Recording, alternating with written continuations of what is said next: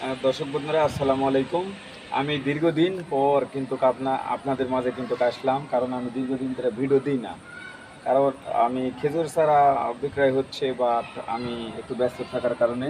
তো জানেন যে বর্ষাকাল প্রায় শেষ হতে চলল, আর এরকম সময় কিন্তু খেজুর চাষাবাদ করার উপযুক্ত সময়, মানে এই খেজুর গাছ রোপণ করার উপযুক্ত সময়।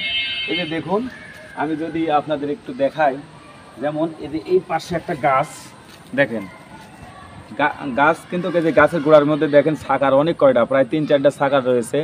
এই যে গাছ দেখতে পাচ্ছেন, এই যে দেখুন, ভালো করে দেখুন, কাছ থেকে দেখুন, এই শাখার সহ এরকম সুন্দর সুন্দর চারা গাছ কিন্তু আপনারা পেয়ে যাবেন। হ্যাঁ, আজকে আমি নাটোরের গুরদাসপুর, আমি আজিম ভাইয়ের কাছে আমি পাঠাচ্ছি। এই যে দেখুন কত সুন্দর চারা, এরকম চারা হৃষ্টপুষ্ট, এরকম মরিয়ম আজওয়া খেজুরের চারা যদি কেউ আপনারা নিতে চান, এগুলো দিলে লম্বা মানে ডালগুলো পাতাগুলো এগুলো কেটে দিয়েছি। ওটা যদি থাকতো তাহলে 8 ফিট 9 ফিট করে চারা থাকতো।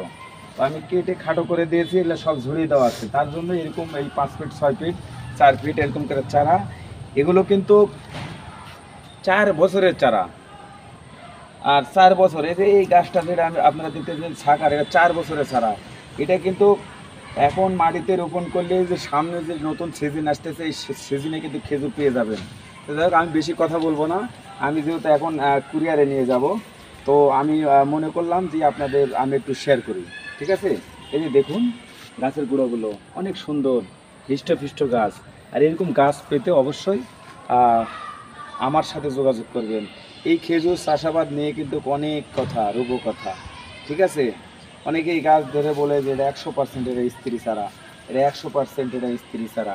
আসলে ভাই, বড় কথা কি, খেজুরের গাছ কোন স্ত্রী কোনটা পুরুষ এটা বলা মুশকিল। তারপরও আমি মোশাররফ হোসেন ইমন, আমি আপনাদেরকে খুব বেশি যদিও না পারি, আমি বেছে দেওয়ার চেষ্টা করব যে এটা স্ত্রী ছাড়া হবে।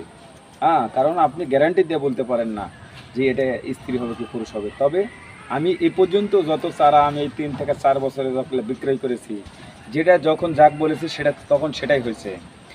যে 5টা চারা নিয়েছে, আমি বলছি যে এই 5টার ভিতর 3টা বা 4টা স্ত্রী গাছ হবে, ঠিক সেটাই হয়েছে। এগুলো সব কিন্তু বীজের চারা, এটা মনে করবেন না এটা শাখার চারা। কিন্তু আমি দেখে শুনে আপনাদের বেছে আমি দিব যে কোনটা স্ত্রী ছাড়া, এরকম মনে করে। তো কেউ যদি নিতে চান তাহলে আমার সাথে যোগাযোগ করবেন, এই যে স্ক্রিনে দেওয়া নম্বরে যোগাযোগ করবেন। আর এই যে দেখুন এই পাশে এই ভিডিওর এই সাইডে আমি দেখাচ্ছি, এই যে দেখুন আমি ধরে বসে আছি, এই যে খেজুরে বাঁধা। হ্যাঁ, সুন্দর কত খেজুর, এই যে দেখতে পাচ্ছেন, এগুলোও কিন্তু 4 বছরের চারা। ওই একই সাথে কিন্তু এই এই গাছগুলোও কিন্তু এগুলো হচ্ছে পলির ভিতর থাকার কারণে এই গাছগুলো ছোট রয়েছে। ঠিক আছে, আর এই যে খেজুর দেখতে পাচ্ছেন, এই যে আমি ধরে বসে রয়েছি, এগুলো আর এই আমি ধরে আছি একসাথে একসাথে খেজুর থেকে একই সাথে এগুলো রোপণ করা ছিল ছোট আঁটি বা বীজ থেকে। তো সবাই ভালো থাকবেন, সুস্থ থাকবেন, আল্লাহ হাফিজ।